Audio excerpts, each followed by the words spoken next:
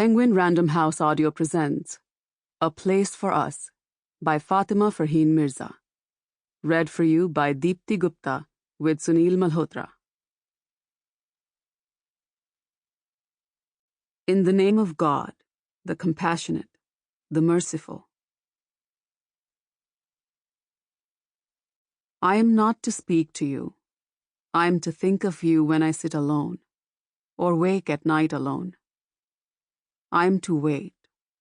I do not doubt I am to meet you again. I am to see to it that I do not lose you.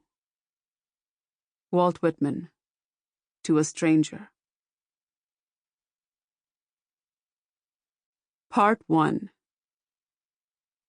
As Amar watched the hall fill with guests arriving for his sister's wedding, he promised himself he would stay. It was his duty tonight to greet them. A simple task, one he told himself he could do well, and he took pride in stepping forward to shake the hands of the men, or hold his hand over his heart to pay the women respect. He hadn't expected his smile to mirror those who seemed happy to see him, nor had he anticipated the startling comfort in the familiarity of their faces. It had really been 3 years.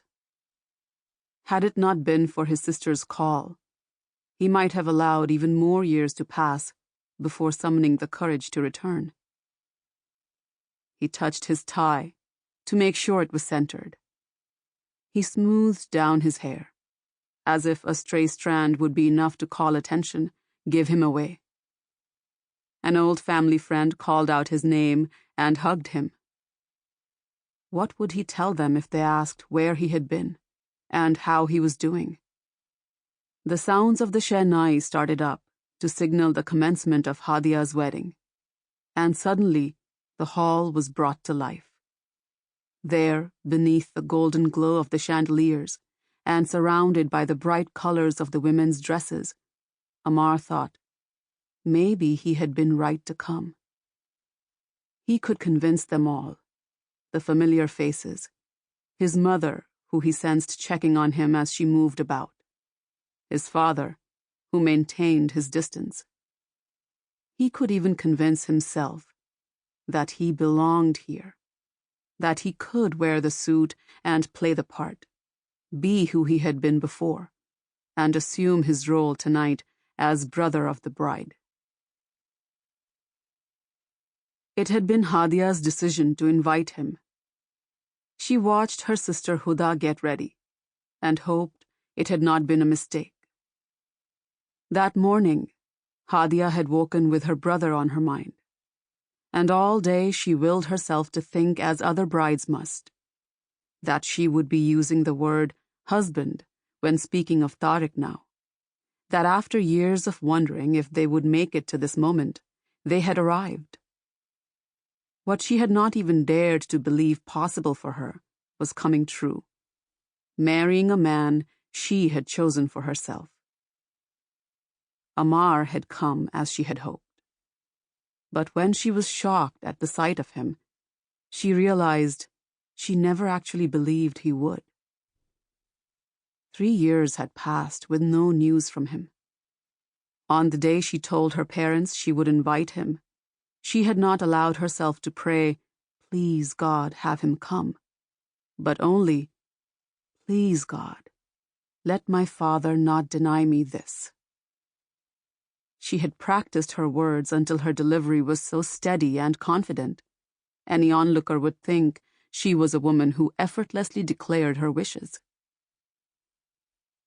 Huda finished applying her lipstick and was fastening the pin of her silver hijab. She looked beautiful, dressed in a navy sari stitched with silver beadwork, the same sari that a handful of Hadia's closest friends would be wearing. There was an excitement about her sister that Hadia could not muster for herself. Will you keep an eye on him tonight? Hadia asked.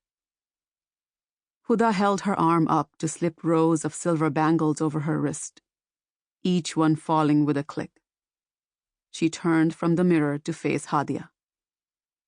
Why did you call him if you didn't want him to come? Hadia studied her hands, covered in dark henna. She pressed her fingernails into her arm. It's my wedding day. An obvious statement, but it was true. It did not matter if she had not heard from her brother in years. She could not imagine this day without him. But relief at the sight of Amar brought with it that old shadow of worry for him. Will you call him here? Hadia said. And when he comes, will you give us a moment alone? She returned Huda's gaze then. And though Huda looked briefly hurt, she didn't ask Hadia to share what she was, and always had been, excluded from.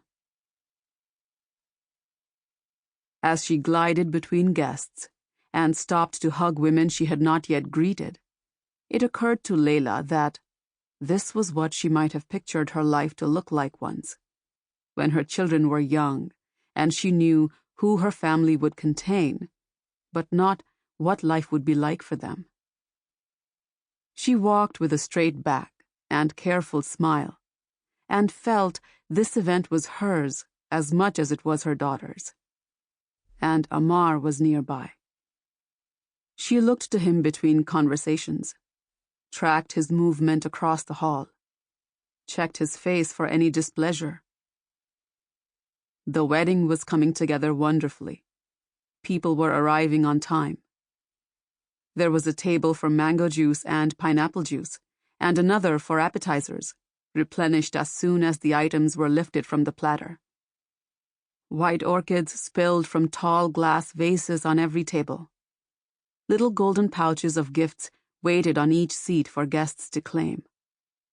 Huda had helped Layla make them, and they had stayed awake late into the night, singing a little as they filled each one with almonds and various chocolates. The hall was grand. She had chosen it with Hadia months ago, and as she walked beneath its arches into the main hall, she was pleased with her decision. It had been dimmer when they first saw it, but now it looked like the set of a movie. High ceilings, and every chandelier twinkling so bright, they seemed to compete with one another to illuminate the room. Men looked sharp in their dark suits and sherwanis. Women dressed so that every shade of color was represented, light reflecting off of their beadwork and threadwork. Layla wished her parents had been alive to see it. How proud they would be. How happy to attend the wedding of their first grandchild. But tonight, even their absence could not dull all she had to be grateful for. And beneath her breath, she continued to repeat, God is great. God is great, and all thanks are to him. Just an hour earlier, she had helped Hadia into the heavy khara dupatta, whispered prayers as she clasped safety pins in place. Hadia had not spoken as Layla moved about her, only thanked her once, quietly. She was nervous, as any bride would be, as Layla herself had been years ago. Layla adjusted the outfit's pleats, hooked a tika into Hadia's hair, and stepped back to take in the sight of her daughter. All her intricate henna, her jewelry catching light. Now she searched the crowd for her son. It felt unfathomable that just days ago, she still had trouble sleeping when the darkness called forth her unsettling fears. In the daylight, she could reassure herself that it was enough to see her son's face in the photographs she saved, hear his voice in the family videos she watched. Amar on a field trip she had chaperoned, his excitement when the zookeeper lifted up a yellow python, how his hand was the first to shoot into the air, asking to touch it. It was enough, so long as she knew he was still out there, heart beating, mind moving in the way she never understood. But this morning she had woken to a home complete. Before her children could rise, She took out sadqa money for them. Extra, because Sample complete. Ready to continue?